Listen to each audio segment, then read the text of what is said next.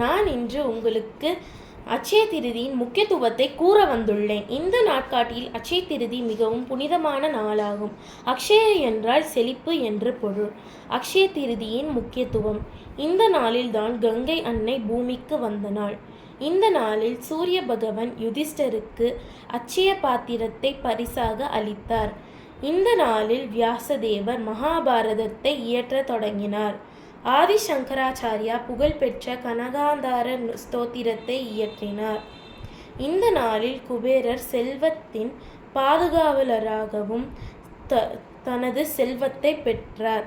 இந்த நாள் ஒரு நலம்புரிய செயலுக்கும் தொண்டு மற்றும் பிரசாத விநியோகத்திற்கும் மிகவும் நல்ல நாள்.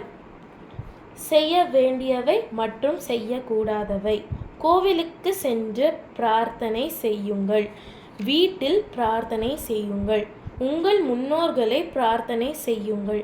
அட்சய திருதியன்று வாங்கிய தங்க நகைகளை பூஜைக்காக வைத்து பிரார்த்தனை செய்யுங்கள். ஏழைகளுக்கு உணவு உடை தானம் செய்யுங்கள்.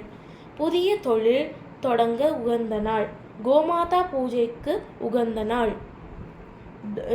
செய்யக்கூடாதவை: வீட்டை இருட்டாக வைக்க வேண்டாம்.